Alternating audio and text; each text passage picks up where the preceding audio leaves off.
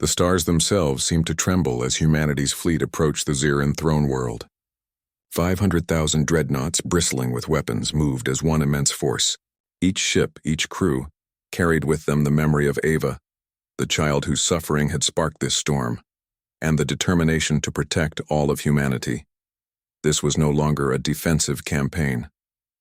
This was the reckoning. The approach Admiral Rain Carter stood on the bridge of the flagship Iron Resolve, her eyes scanning the dark void ahead. The throne world glowed like a black jewel, surrounded by thousands of Xeran warships.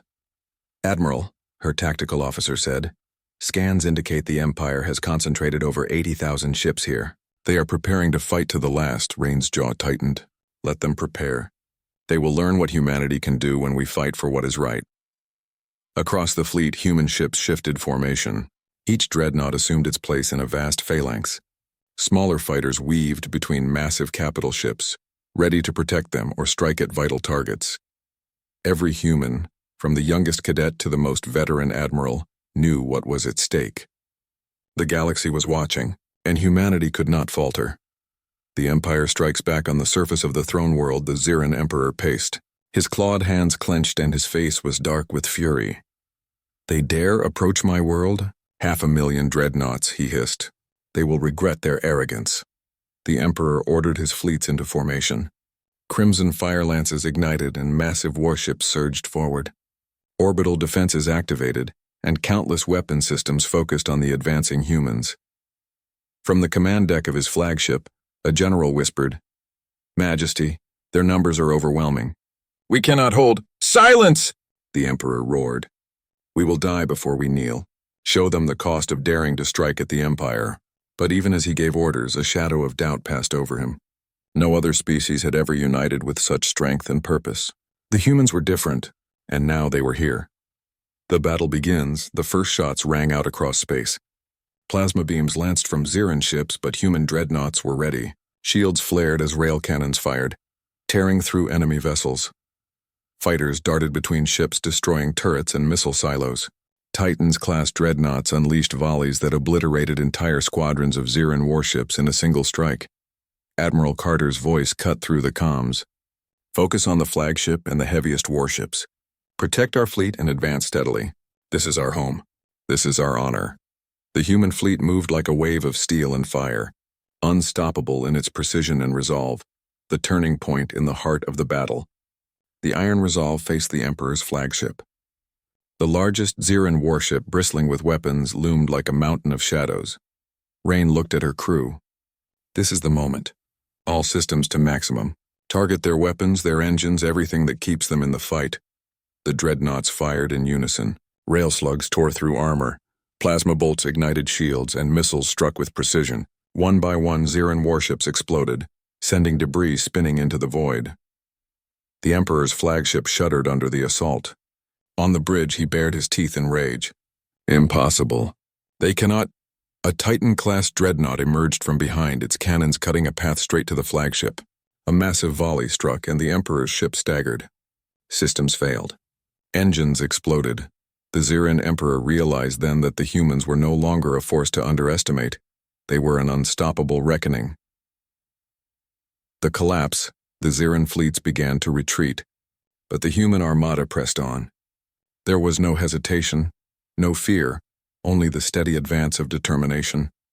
From smaller command ships, human admirals coordinated movements with flawless precision. Each enemy vessel that attempted escape was intercepted. By the time the battle reached its peak, Xeran losses were catastrophic. Their fleets, once symbols of imperial dominance, now burned like fallen stars. On the Emperor's flagship, the ruling council quivered. "Majesty, they have broken our defenses. We cannot recover." The Emperor's eyes darted to the viewport. Outside, 500,000 dreadnoughts surrounded his throne world. The humans were everywhere, and there was no escape. The fall of the Emperor, Admiral Carter, gave the final order. "Target the Central Command. End this today."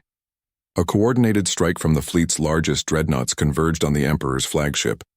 Hulls cracked, weapons systems failed, and the massive ship was finally destroyed in a cataclysmic explosion. The Emperor himself perished, his reign of fear brought to an end. Across the galaxy, the news spread quickly. The Xeran Empire had fallen, not from internal strife, not from rebellion, but at the hands of humanity. Humanity's decree with the Empire's fleet shattered. Human leaders broadcast a message across the galaxy. We are humanity. We did not come to conquer. We came because one of ours was harmed, and we will not allow cruelty to go unanswered. The Xeran Empire believed they could strike without consequence. They were wrong. Let this be a warning. Harm one human and you will face all of us. But to those who live peacefully, who seek knowledge, friendship, and justice, we extend our hand. The galaxy is large, and there is room for all who do right. Across countless worlds, beings listened. Some wept, some cheered, but all understood that a new era had begun. Liberation and hope human fleets spread across Xeran worlds, helping to restore peace and stability. Oppressed species were freed from harsh rule. Trade and communication channels reopened. Humanity did not rule these worlds, they protected them, ensuring safety and freedom. On SciFi-Prime, once under strict Xeran control, citizens cheered as humans repaired infrastructure and helped colonies thrive. Across the galaxy, oppressed populations sent messages of gratitude. The humans had not conquered. They had liberated. They had proven that strength combined with purpose, unity, and compassion could reshape the galaxy. Ava's legacy back on Earth. Ava grew up surrounded by love and admiration. Unaware at first of the immense role her suffering had played in history, she became a symbol of hope and courage, a reminder of why humanity fought, why they united, and why they could never be underestimated. Schools taught the story of the Dreadnought Armada, of bravery and of justice. Songs and tales reminded every generation. A single child's suffering had awakened the courage of an entire species. Humanity's new place in the years that followed. Humanity's reputation as protectors and pioneers solidified. They had shown the galaxy that strength was not in domination, but in unity, resolve, and the protection of the innocent. Other species, once wary or dismissive, now sought alliances with humans. Knowledge and culture flowed between worlds while the shadow of tyranny receded. Humans did not boast of conquest. They only reminded the galaxy of a simple truth. Touch one human, and you face us all. And with that principle, peace returned to the stars, not a peace born of fear, but of respect. The final reflection Admiral Rain Carter stood on the bridge of the Iron Resolve, gazing at the stars. She remembered the day Ava had been harmed, the spark that had ignited a storm no empire could withstand. "We have done what we must," she said softly, "not for glory, not for pride, but because it was right. Humanity stands and the galaxy knows it." Around her, the fleet prepared to return home. Ships carried crews, supplies, and the memories of battles fought with honor and courage. The galaxy had changed forever. Humanity had proven that even the smallest spark, a child's suffering, could ignite a force powerful enough to reshape the stars. And that was the legacy of Ava, the child who had reminded an entire species what it meant to fight for what is right. The stars above the frontier world of Paragon 4 were calm that day, but tension hid beneath the silence of space. The Galactic Empire had ruled for centuries, spreading across thousands of systems. They believed no young race could stand against their fleets. For them, war was routine, a matter of showing force until others bent the knee. When reports came that a new species, calling themselves humans, had begun settling colonies near imperial borders, the High Command laughed. "Primitive explorers," one admiral said. "They have ships, yes, but only small ones. They will not last long." To prove their superiority, the Empire dispatched a single fleet. It was not even a major fleet, only a small strike group led by Admiral Sarok, a veteran of many conquests. He was confident this would be another quick victory. "Bring me their surrender," Sarok ordered. His voice echoed coldly through the command deck. "We will show them what happens to those who enter Imperial space without permission." Far away on the surface of Paragon 4, humans prepared for defense. The colony was young, only 15 years old, with farms, factories, and modest cities spread across wide valleys. Yet when news arrived that an Imperial fleet was approaching, no one panicked. Instead, they gathered. Human leaders met inside a bunker carved into the mountains.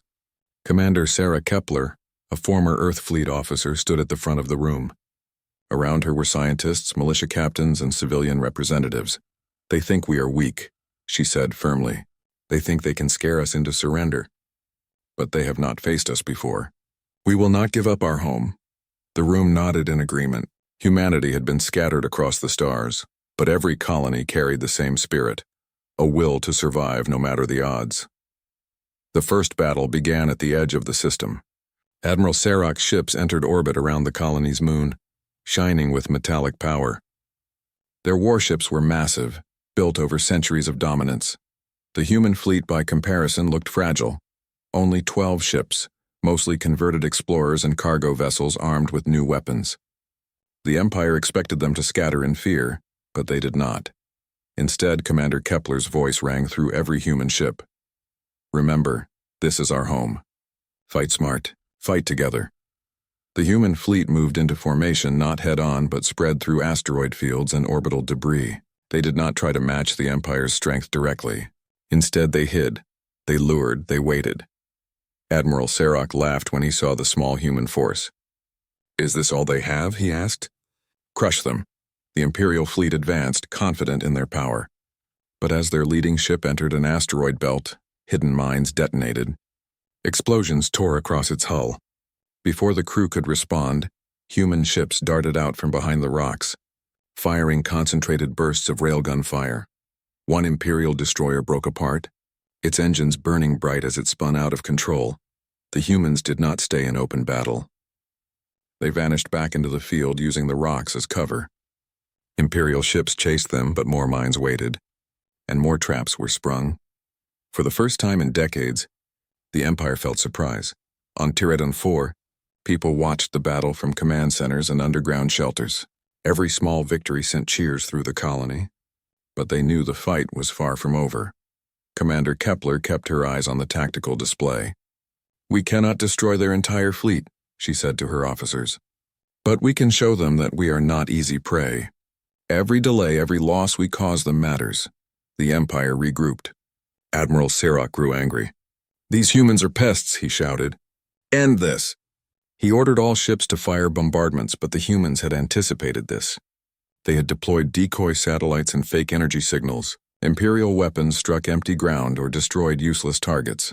Meanwhile, human artillery from the planet's surface returned fire, striking Imperial ships with precision. The Empire expected panic.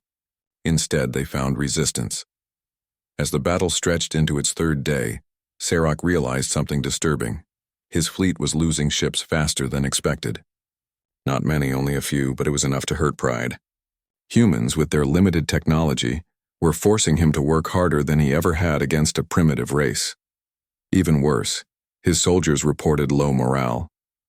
"They fight like they have nothing to lose," one officer said. "Every strike is planned. Every maneuver is designed to cost us dearly. They are not afraid." This unsettled Sarok. He had conquered countless worlds, but none had fought with such determination. Back on Earth, news of the battle spread quickly. Images of Tyradon 4's defenders resisting the mighty Empire inspired billions. Across human space, people volunteered to join the defense. Colonies began preparing fleets, and engineers worked day and night to improve weapons. But for now, Tyradon 4 stood alone. The turning point came when humans launched a bold strike. Instead of waiting, they sent a small squadron directly at the Imperial command ship. It was a desperate gamble. The squadron knew they would not all return, but they aimed to send a message. Admiral Sarok watched in disbelief as human ships weaved between his escorts, dodging fire with daring maneuvers. One frigate rammed itself into an Imperial cruiser, crippling it completely. Another detonated an experimental weapon at close range, shaking the command ship with a shockwave that forced Sarok to retreat further back into orbit. Though heavily outnumbered, the humans had forced the Empire to fall back for the first time. Commander Kepler stood in the bunker, exhausted but proud. "We held them," she said softly. Her officers cheered. Civilians in the shelters wept with relief, yet she knew the truth. This was only one battle. The Empire would return stronger and angrier. But humanity had shown something important. They were not prey. They were not helpless. They were fighters. In the aftermath, the Imperial fleet withdrew temporarily to regroup. On the command ship, Admiral Sarok stood silently, his pride shaken. He had expected an easy victory. Instead, he had been embarrassed by a species that should have been too young, too weak, too small. As his officers whispered nervously, Sarok clenched his fists. "This is not over," he growled, but deep in his mind a shadow of doubt had formed. These humans were not ordinary. They had fought with courage and cleverness that machines could not predict, and if this was the strength of their small frontier colony, Sarok wondered uneasily what the rest of humanity was hiding. The galaxy did not know it yet, but the first clash had changed everything. A seed of fear had been planted in the heart of the Empire. A whisper would soon spread across the stars. That wasn't their entire army. The retreat of Admiral Sarok's fleet shocked the Galactic Empire more than the humans ever realized. It was rare, almost unthinkable, for Imperial forces to fall back after engaging a young race. The Empire's reputation had been built on quick, flawless victories. To lose even a handful of ships to what they saw as a primitive species was an insult. In the Imperial Senate, arguments broke out. Senators demanded answers. How had humans managed to resist? Why did Sarok not crush them immediately? Some said the Admiral had grown too old, too cautious. Others whispered something more dangerous.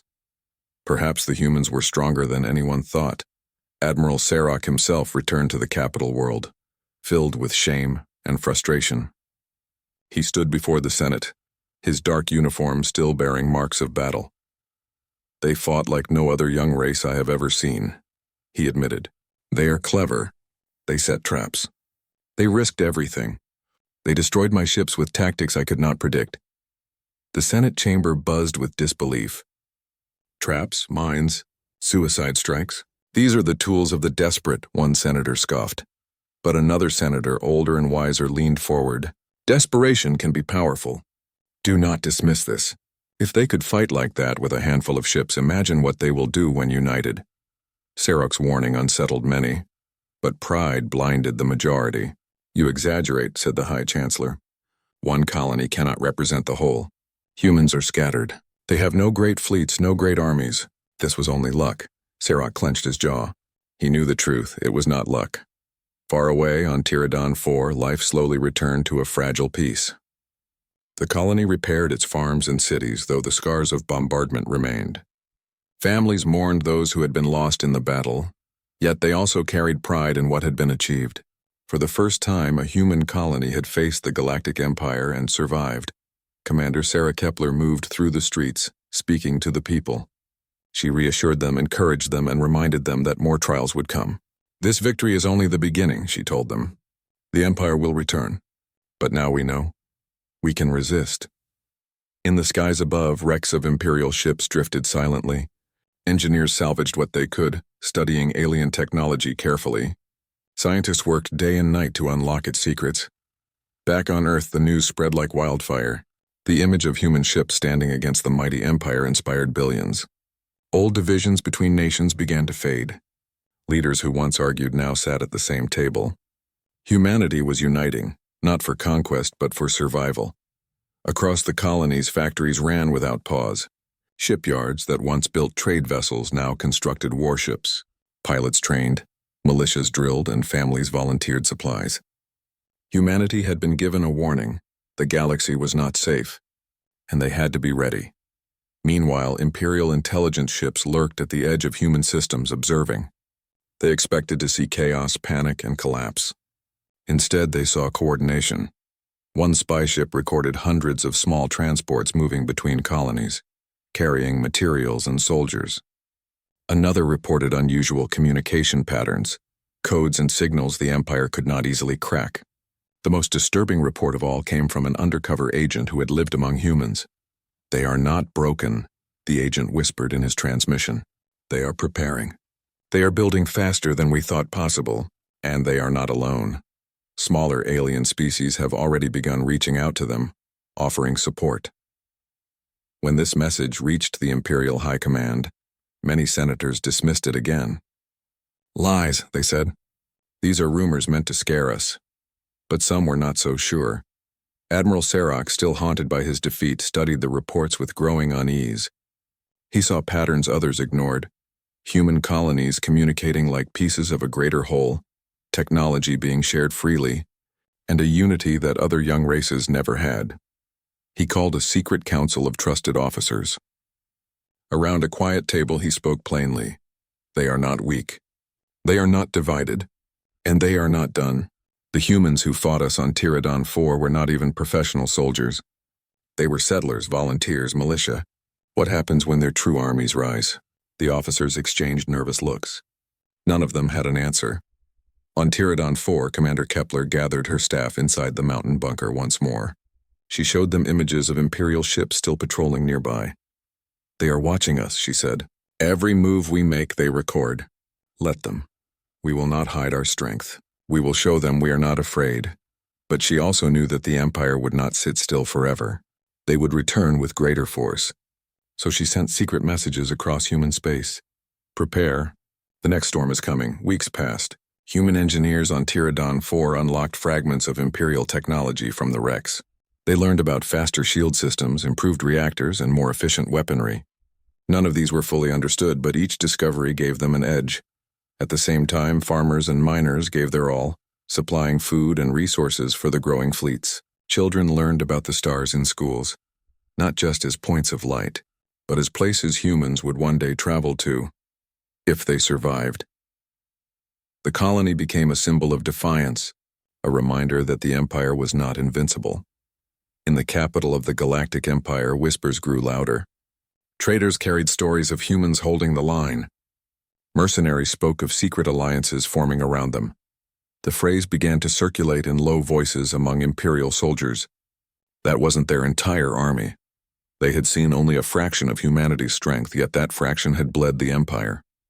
What would the full force look like? The thought unsettled even the most confident warriors. The Empire's spies soon discovered another worrying fact. Earth itself had not moved its main fleets. The defenders of Paragon 4 had been only a colonial force, made up of volunteers and lightly armed vessels. The great fleets of Earth, still hidden in their docks, had not fired a single shot. When this intelligence reached Sarge, he felt a chill run through him. He remembered the desperate courage of the humans he had fought, and now he realized he had not faced their true strength at all. Back in her bunker, Commander Kepler received her own reports. Scouts confirmed more Imperial fleets gathering at the borders. She closed her eyes, feeling the weight of responsibility. "They will come again, stronger this time," she said.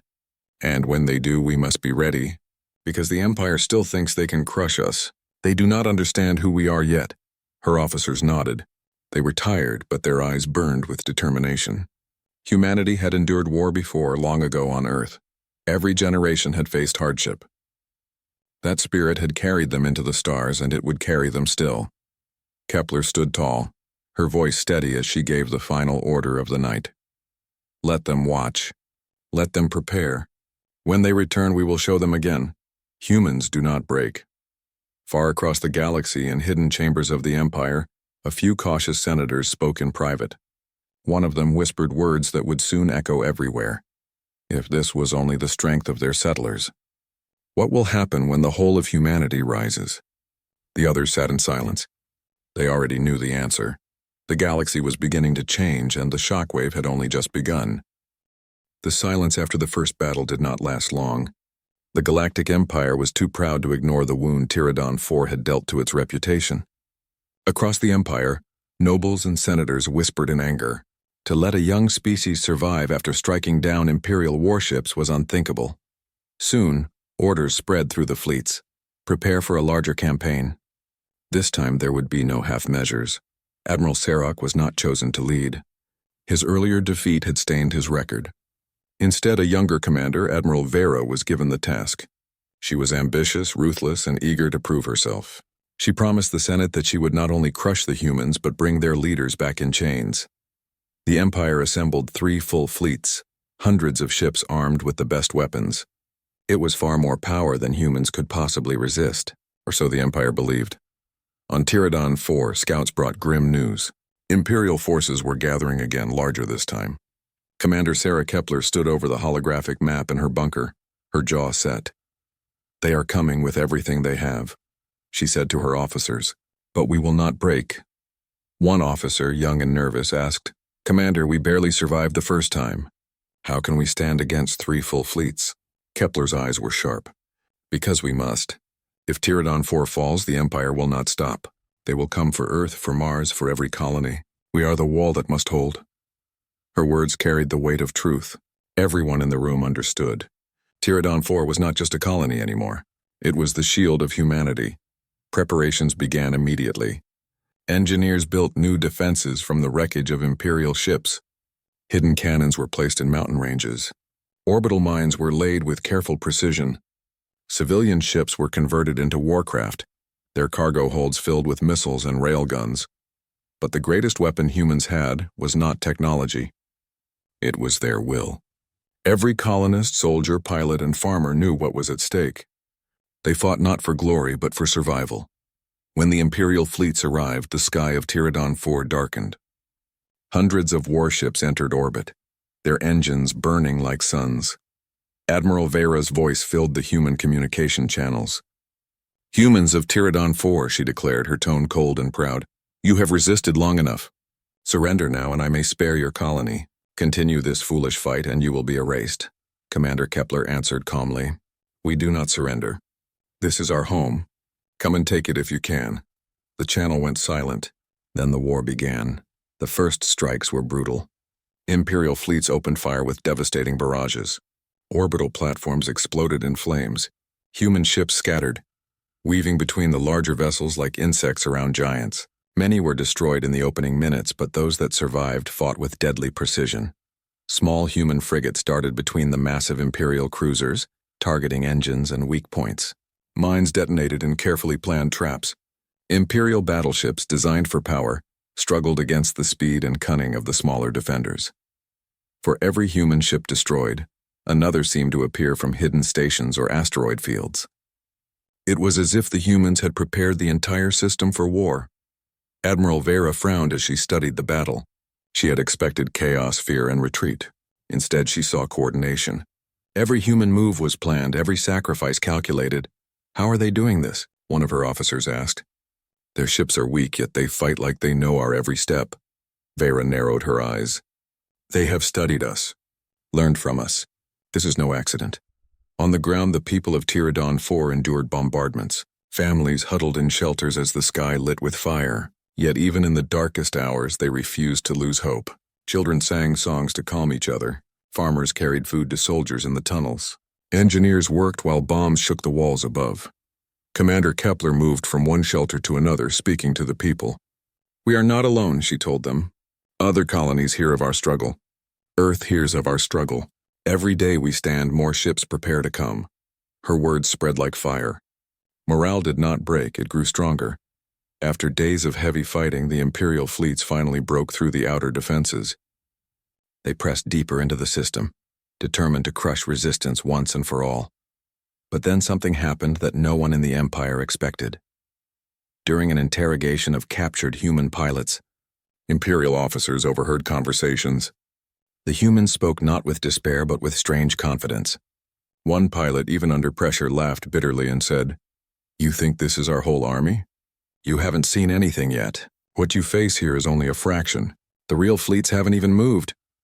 The words reached Admiral Vera. She dismissed them at first, thinking it was bravado. But when more prisoners repeated the same claim, doubt crept in.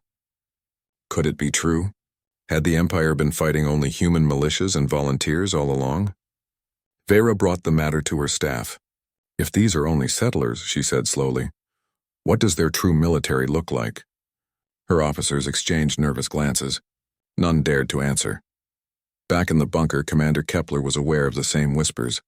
She had instructed her pilots to spread the truth, and sometimes half-truths. It was true that Earth's main fleets had not yet left dock. It was true that many colonies had not yet sent their soldiers. But letting the Empire believe something even greater waited in the dark only strengthened human defense. Psychological war was as powerful as any cannon. On the 10th day of the siege, humans launched a desperate counterattack. A swarm of small ships, many piloted by volunteers with barely a month of training, charged directly into the Imperial formation.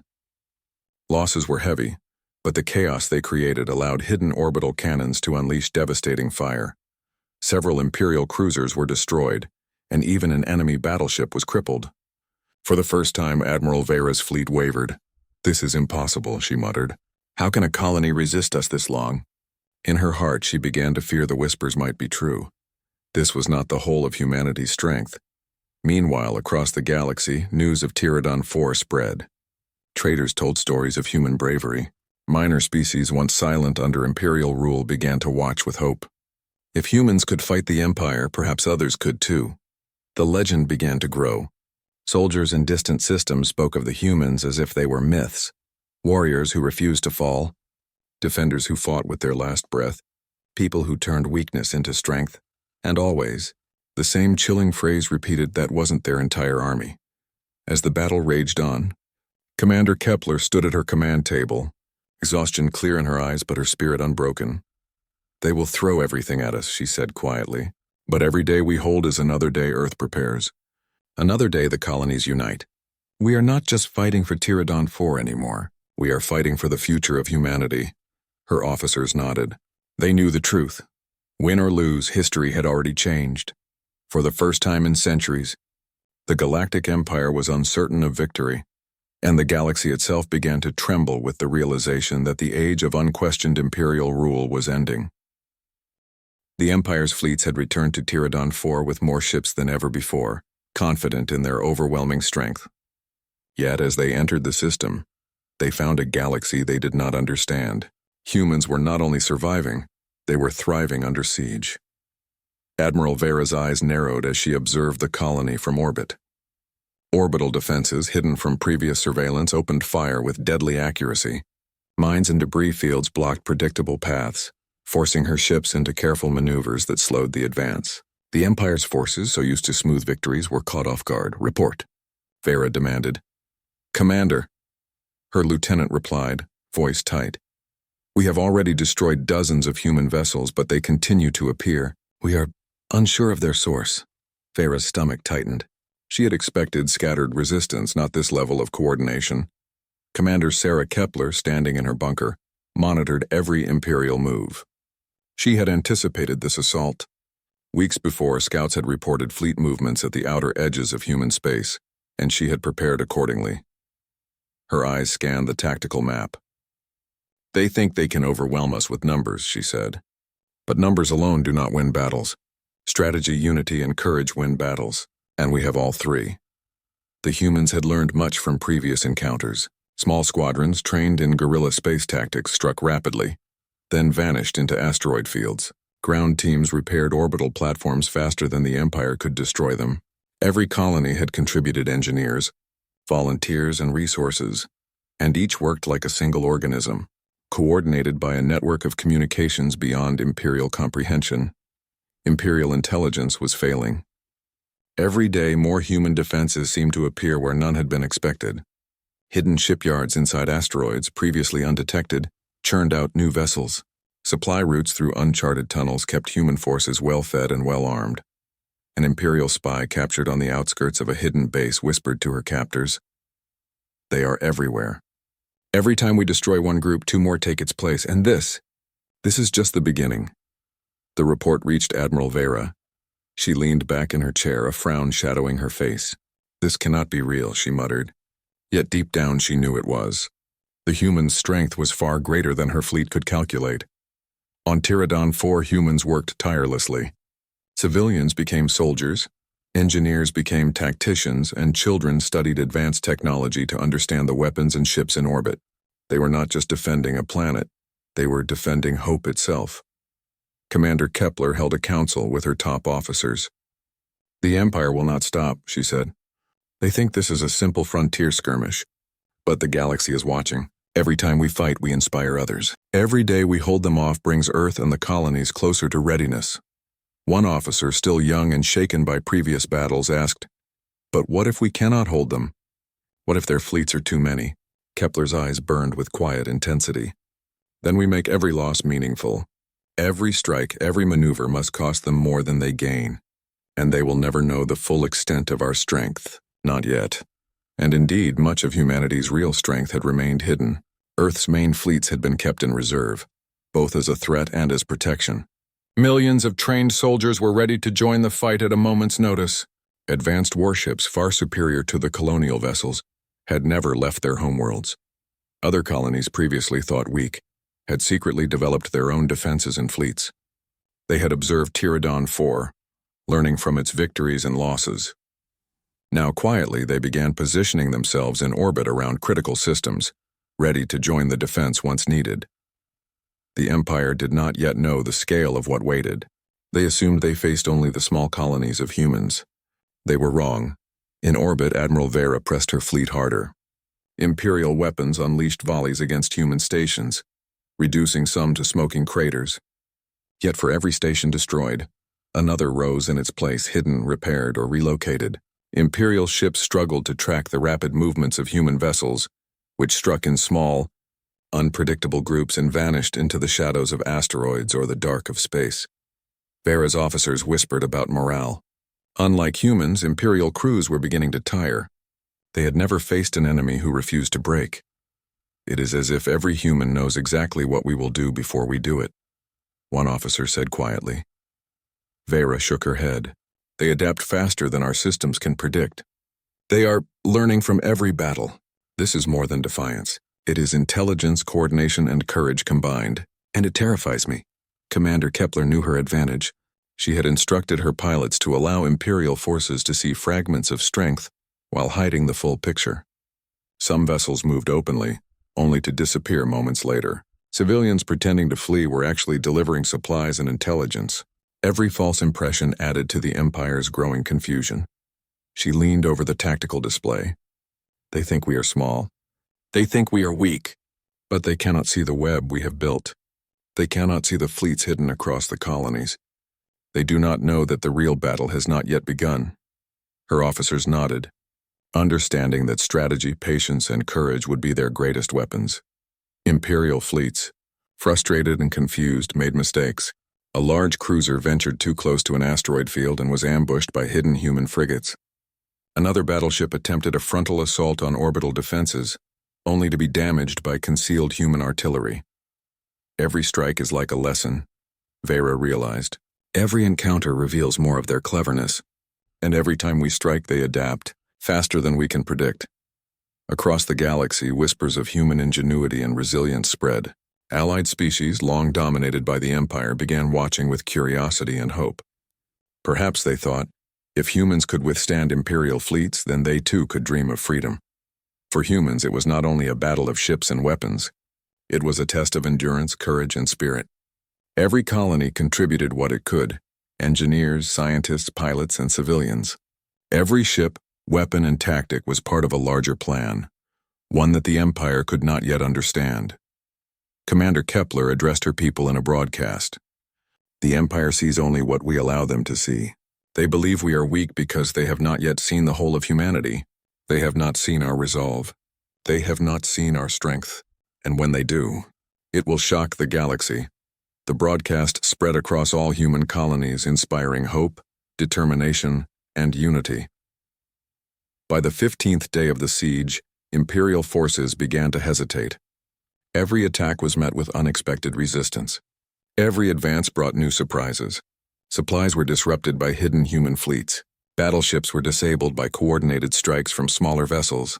Admiral Vera convened a meeting in orbit. We expected them to break under pressure, she said quietly. We expected them to surrender. Instead, we are learning that we do not know them at all. This is not a simple colony. This is a civilization united, cunning, and courageous beyond what I imagined. Her officers exchanged nervous glances. The unthinkable was dawning. The humans they had fought were only the beginning. The forces they had faced were a small fraction of the true strength humanity had to offer. Back on Paragon 4, Commander Kepler prepared for the next stage. She knew the Empire would eventually realize the scale of humanity's reserves. When that happened, the battle would become even fiercer. But she also knew one thing: humans were ready. Every child trained, every engineer prepared, every soldier willing. They would fight for their home and their people, no matter the cost. Kepler turned to her officers. They will come with everything, she said. And when they do, we will show them the full depths of humanity. They have seen only shadows of our power. Soon, they will see the light. And with that, she began sending orders to hidden fleets, secret shipyards, and distant colonies. The Empire was blind to the true scale of the human response, and that blindness would soon cost them dearly. Across the galaxy, a single phrase began to echo more loudly than ever. That wasn't their entire army. It was no longer a warning. It was a prophecy. Humanity had survived the first waves. They had endured overwhelming attacks, and they were ready to reveal the hidden depths of their strength. The Empire had no idea what was coming next,